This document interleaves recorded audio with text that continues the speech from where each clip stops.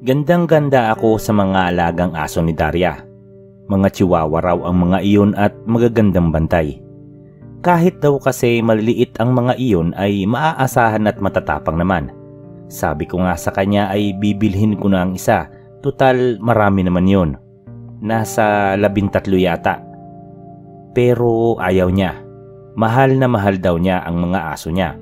Nauunawaan ko naman siya.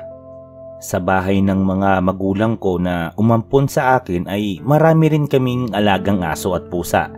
Isa pa ay baka nga hindi ko rin maalagaan ng mabuti dahil may trabaho ako na kinakailangan ay laging on the go. Minsan ay hindi pa ako nakakauwi ng bahay ng ilang araw. Nakontento na lang ako sa pagbisibisita sa mga aso ni Daria at pakikipaglaro sa mga ito. Daria, may nakita akong magandang collar oh. Pwedeng sulatan ang pangalan nila. Ibinili ko na lahat ng mga alaga mo. Masaya na akong maibili ng mga gamit o pagkain ang mga aso. Nagliwanag ang mukha ni Daria pagkakita sa paper bag na may pangalan ng isang pet supply store. Naku, Johan, nakakahiya naman sa'yo. Ay, hindi. Natutuwa rin naman ako kinakali. Sige na, ako di mo na. Tinanggap nito ang paper bag, tsaka ako inimbitahang pumasok sa kanilang bakuran. Tinawag nito ang mga aso para makipaglaro sa amin. Nagkagulo ang mga ito nang magtakbuhan at dumamba sa akin. Dinilaan pa ako ng mga iyon at naamoy na mabaho ang hininga ng mga ito. Pinaalala ko sa sarili ko na bumili ng Dentastic kung bakit ba kasi lagi kong nalilimutan na bumili noon. Lalo pa nga kahapon na nanggaling ako sa pet store. Hoy Johan, nariyan ka na naman. Baka magkadebilo pa na kayo ni Daria niyan ha. Natatawang biro ng isa naming kapitbahay na nakatanaw sa amin sa bakuran ni Daria. Tumawa na lang ako at sinaluduhan ng gitnang daliri ang kapitbahay namin. Puro ka talaga kalokohan, Wally. Johan, iniisip na nga yata nila na ano. Napalingon ako kay Daria. Na ano yun? Napansin kong bahagyang namumula ang pisngi nito. Na ano, nililigawan mo ko. Tinawanan ko lang siya. Nako, wag mo kasing pinagpapapansin yung mga yan. Alam naman natin na magkaibigan lang tayo, di ba? Nakipaglaro na lang ako sa mga alaga niyang chihuahua.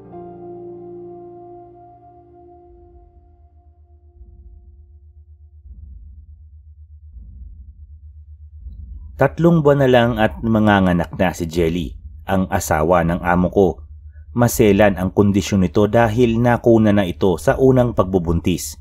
Bukod pa roon ay hindi rin mabuti na kung habang nagbubuntis ang babae ay magkasama sila sa iisang tirahan ng aking amo. Masyadong mapanganib ang negosyong hinahawakan nito. Minsan, nabibingit pa sa alanganin ng buhay. Gustong masiguro ni Bossing ang kaligtasan ng kanyang mag-ina. Kung kaya pinagkatiwala muna ito sa akin bilang isa ako sa pinagkakatiwalaan niya at bibihira ang nakakaalam na miyembro ako ng private army niya. Mula nang tumira sa bahay ko si Jelly ay hindi na ito naglalalabas. Kung lalabas man ay doon lamang sa likod bahay para sumagap ng sariwang hangin. Walang nakakaalam na may itinatago akong babae sa bahay ko para na rin makaiwas sa chismis. Kahit nga kay Daria ay hindi ko sinasabi ang ukol sa bago kong trabaho. Baka kasi magtanong pa siya, nako, mahirap na. Mas mabuti na yung wala siyang nalalaman para na rin sa kaligtasan niya at naming lahat. Johan! Johan! Halos pabulong na tawag ni Jelly. Agad akong lumapit sa kwartong inuukupan nito. Yes ma'am, ano pong problema natin dyan? Nakatingala ito sa puno ng alateris malapit sa bintana ng silid, nakaturo sa isang ibon na nakadapo sa sanga. Mag-aalas 8 na ng gabi noon. Tignan mo, ilang gabi ko lang nakikita yung ibon na yan dyan. Kumunot ang aking noo at inaninag ang ibon. Ma'am, sige, hayaan nyo ma'am. Isara na lang natin ang bintana. Ako na ang nagsara ng sliding window at ibinaba ang blinds. Baka pumasok yun dito. Ma'am, maninipis po yung pagitan ng grills. Hindi makakalusot yun. Yung dila niya. Giit pa nito. Dila? Hindi ka ba naniniwala sa aswang? Bulong nito. Gusto kong matawa. Ma'am, sabi ko nga, hindi na iyon makakapasok kasi sarado na ang bintana. At kahit bukas yan, hindi siya makakalusot sa grills. Hinawakan nito ang braso ko. Diyan ka lang, huwag mo akong iiwanan. Hindi na ako nakipagtalo. Nagpaalam na lang ako na kukuha ng matres sa kabilang kwarto para ilatag sa paanan niya. Habang nasa kabilang kwarto ako at kumukuha ng ekstrang kumot, biglang tumakbo si Jelly sa tabi ko at lumambitin sa braso ko. May tao raw sa bubong. Nawirduhan ako sa kilos niya pero naalarma din. Baka nga may tao sa bubong, as in literal na tao at hindi yung sinasabi niyang aswang. Pinaupo ko siya sa kama at kinuha ang baril sa ibabaw ng drawer. Palabas na sana ako ng bahay para tingnan ang sinasabi niya pero pinigilan niya ako.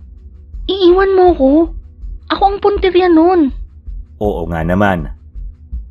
Ma'am, sumunod ka na lang sa akin. Dumikit nga sa akin ang babae, nakahawak sa laylayan ng t-shirt ko at nakasunod sa bawat hakbang ko. Papalabas pa lang kami ng silid ay may lumagapak nga sa bubungan. Ilang beses, parang pumapadyak, napatingala ako. Lalong dumikit niya sa akin si Jelly, halos yumakap na sa akin at umiiyak. Johan, huwag mo kaming papabayaan na anak ko.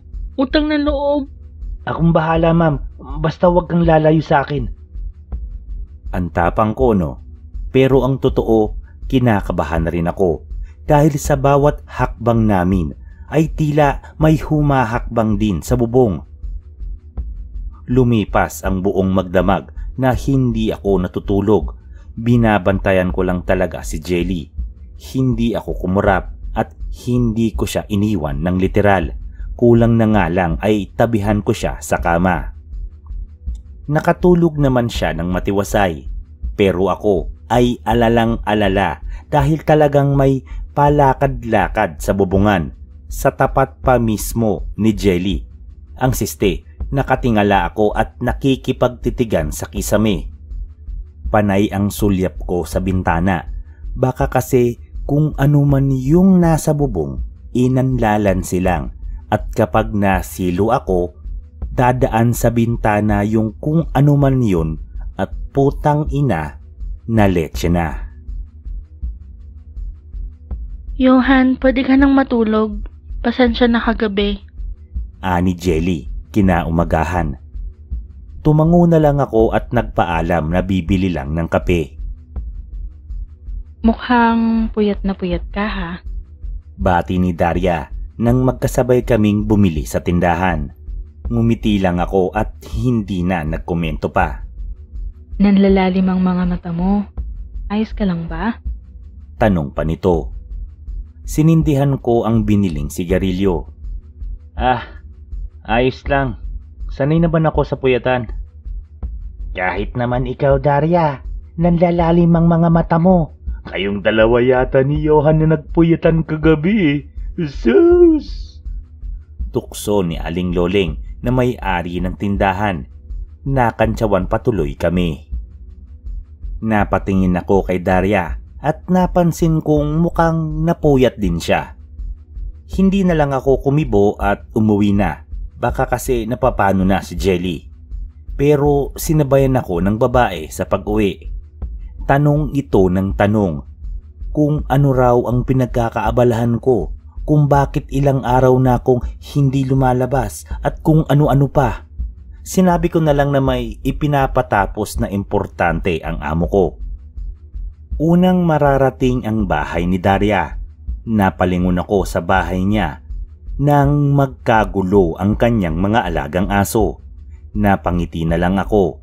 Kaya lang ay napatingala ako nang mapahikab ako. Noon ko napansin ang itim na ibon na nakadapo sa punong malunggay sa loob ng bakuran niya. Aw, dahan-dahan naman kayo.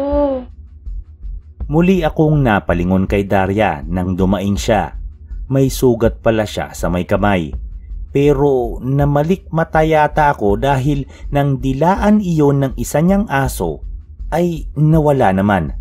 Ipiniling ko ang aking ulo. Puyat nga talaga siguro ako. Kinagabihan ay bisita naming muli ang ibon sa Alateris. Johan, nariyan na naman siya. Ayaw na namang bumitiw sa akin ni Jelly. Hayaan mo na lang, ma. Biglang may kumalampag sa bubong. Mapupuyat na naman yata ako. Kaya bago pa mangyari yon, niyaya ko na si Jelling umalis. Dadalhin ko muna siya sa isa pa naming safe house. Mas maraming bantay ron. Pagsakay sa kotse ay nagmamadali ko nang inistart iyon. Pagdaan namin sa bahay ni Daria ay napansin kong saradong-sarado na ang bahay niya. Balak ko pa naman sanang ipakisuyo sa kanya na i-check ang bahay ko habang wala ako. Pagdating sa safe house ay nagulat pa ang mga kasama ko. Oh, bakit narito kayo? May nagmamatsyag sa bahay ko, tol. 2 gabi na. Natatakot ako para kay mami. Sagot ko.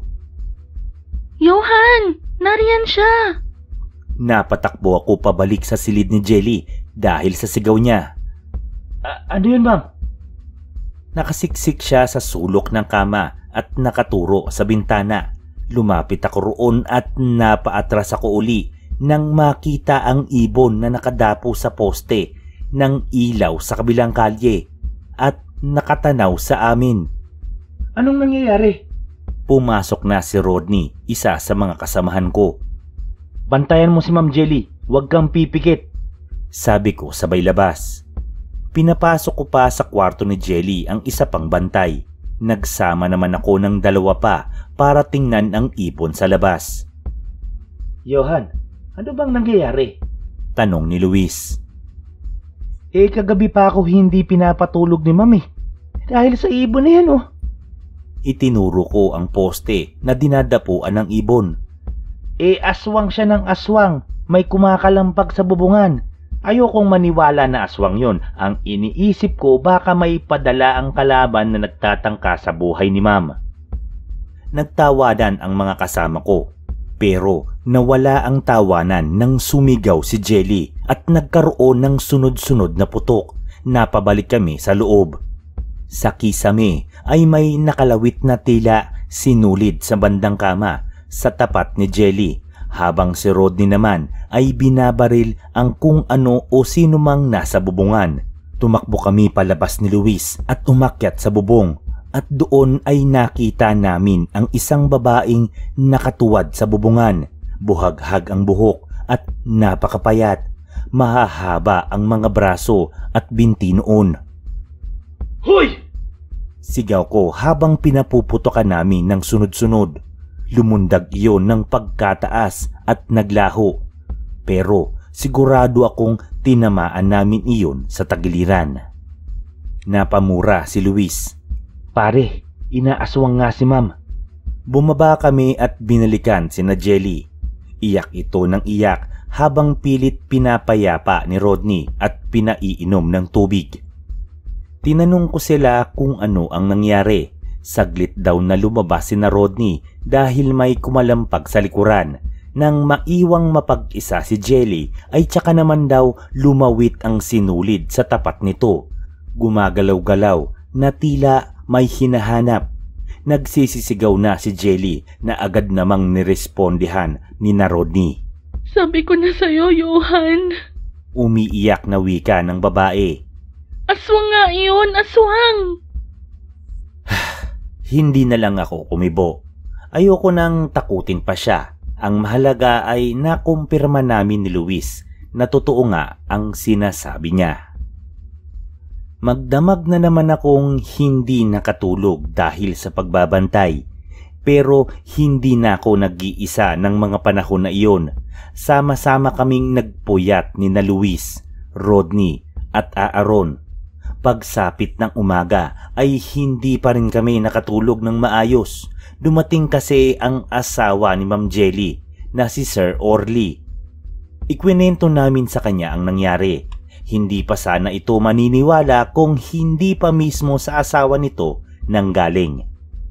Ano itong sinasabi ni Jelly na inaaswang siya? Tanong sa amin ni Sir Orly.